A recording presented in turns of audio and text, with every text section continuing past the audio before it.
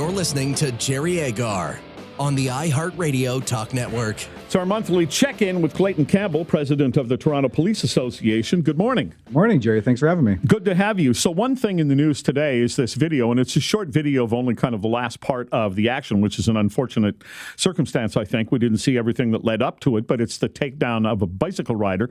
We are told, went through a stop sign, was told by a police officer to stop, wouldn't, swore at the police, tried to go away, so they took him down. How are you reacting to that whole story? Well, I mean, I had an opportunity to speak to the officers, and they were called to this location for a community complaint.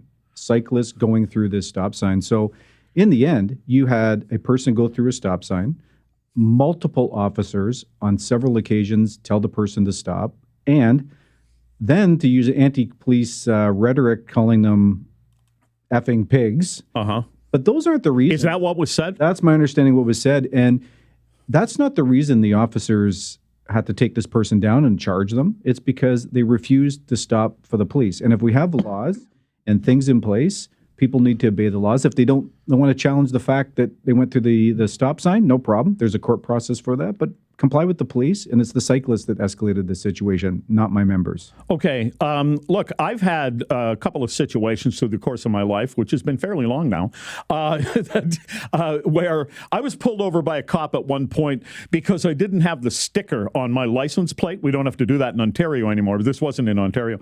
And I didn't have the sticker. And I hadn't gotten a notice in the mail. And I sort of started to harass the cop a little bit about that. Like, well, why didn't, you guys, meaning the city, send, and then I could tell I wasn't going over well with him. And then I thought, well, he's not responsible for sending me the sticker. So I just backed away from it. And, he just said, well, you got to get that sticker. Like, a couple of times when I've been pulled over by police, the stupidest thing is to just start fighting with them. If you think that it has been an improper stop, you do have recourse. Yeah, absolutely. And most of our members are amazing. And if you have a conversation with them like that, they'll be respectful. You can be respectful. But in the end, if a police officer tells you and directs you to stop in a car, stop on a bicycle, you need to stop. And if you want to challenge it later on, that's fine. And I've listened to some of the commentary from Shellnut, this lawyer that's out there. I sure hope he's not telling his clients not to stop for the police and talking about excessive force. Well, no, wait a minute. Yeah. I really, truly believe that that's what the bicycle community hears from him. He will weasel out of it if you say that's what he said. But that's, I believe, what they're hearing. And that's why I said yesterday that he is, in fact, a large part of the problem. Well, what I'll say is this is a community complaint. And I know that division, it's 14 division, have already received lots of positive feedback from the community, asking officers to stay at this intersection. Part of it's education. Even if this person stopped, it could have been a warning. Yeah. It may have been a ticket, but in the end, if the police direct you to stop, you have to stop. And I think that's really bad advice if he's giving it to people. He should be focusing on educating people about laws, how to be safe on bicycles, not that sort of direction. So that is concerning. A few minutes ago, I was talking to Tasha Kierden about her column in the Post. She takes exception to the speech from Carney the other day saying we have to do something about anti-Semitism because she thinks he doesn't get the point. Now, you're not responsible for him. But in the course of the whole thing, she said, and she lists off horrible things happening, and then she said, and what do I see? Cops sitting on bicycle watching it happen. That's the accusation against your police department for 32 months now, since October 7th. But it still seems to be a problem. Yeah, I mean, the first thing is what's happening in the Jewish community is completely unacceptable. It's disgusting. And you're also seeing synagogues, schools shot at. That's unacceptable, period. I can tell you our members with Project Resolute that the chief has initiated for the last, since October 7th, really. We have over 100 officers out there dedicated to try and keep certain areas of the city safe. The challenge is when there's certain things that people believe may be unlawful, the chief has to go to the Ministry of Attorney General to get permission. I know there's some people that were charged just a couple days ago, but our members want to keep the community safe. I think are doing a fabulous job. Operational plans and decisions come from the chief, and decisions on whether to lay charges or not from the Ministry of the Attorney General, not the rank and file members that are out there trying to do the best they can. Yeah, but it's incredibly frustrating to see what the average citizen would think is, as you said, unacceptable behavior. But if the police stand by and watch it, apparently it's acceptable. Well, I mean, I think there's always a differentiation between what is despicable behavior and what's unlawful behavior. And I think it's important that the service continues to communicate with the public, to the men and women that I represent, to people protesting, to the Jewish community, what is unlawful and not. I can tell you there's been change. Bathurst and Shepherd is clearly a spot where it's a hot button issue up there. And there's been decisions made and direction from the Ministry of the Attorney General not to protest, as an example, into the actual community where the homes are. Right. And those things need to be communicated. But any of that criticism, I say to the public, directed at the service overall, directed at the Ministry of the Attorney General, not the rank and file member that are doing the best they can out there to keep everybody safe. All right. So the World Cup is on the way. And before we talk about how police are preparing for this, this almost sounds like a made-up thing. Toronto police made the largest seizure of counterfeit soccer jerseys in Canadian history. Yeah.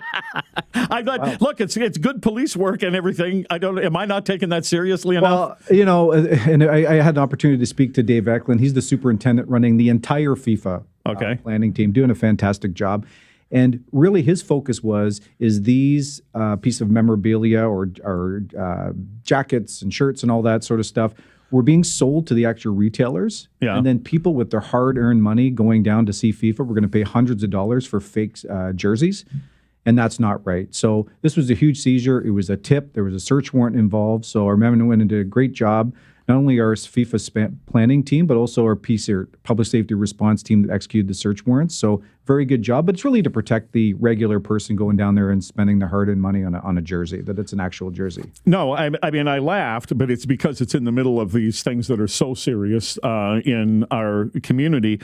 But counterfeit merchandise is a really big deal. And I would say, if you don't think so, then produce a product and put it out there for sale and then have somebody rip you off and see how you feel about it. Yeah, and it's not just the people spending the money, but there's also lots of evidence that these counterfeit goods feed organized crime, other criminal organizations. So there's an impact on that as well. But if, again, someone's going to FIFA, spending hard-earned money, they deserve to know they're getting a real product. And I think this has prevented some of that during the FIFA season. What kind of work is going on to prepare for FIFA that you can tell us about? I'm sure some of your security you can't. Yeah, it's absolutely immense. It's the biggest thing this city has ever seen. We have thousands of officers working on it. It's already started. You're going to see literally thousands of officers out there on game days. The emergency command center is unbelievable. It's integrated. It's involving not only the police, but the military, all levels of government. And so I think our members are very well prepared. The planning team has been working at this for 4 years. So we have a lot of confidence in them. My job is obviously to make sure the men and women that are out there, their health and safety is priority, but I have all the confidence in the world. We're well prepared from a policing perspective on this. Here's something I don't get. How is it the biggest? I mean, there were more tickets sold and more people here for Taylor Swift. Yeah. So what we look at it is how many individual extra details from a policing perspective are required. And I'll give you an example. When we take a look at Pride, Caravana, Canada Day, and New Year's Eve, our biggest events in this city, there's about 4,000 extra details that members need to fill. Yeah. FIFA, 43,000. 43. But why so much bigger than something like why am I getting a disconnect? This is probably just me, and I'm not a big fan of Taylor Swift. I just see 300,000 tickets sold and all the people that came to, and that kind of came and went, and it was all fine. And now all of a sudden we have fewer people coming for World Cup, and everybody in authority is in a tizzy.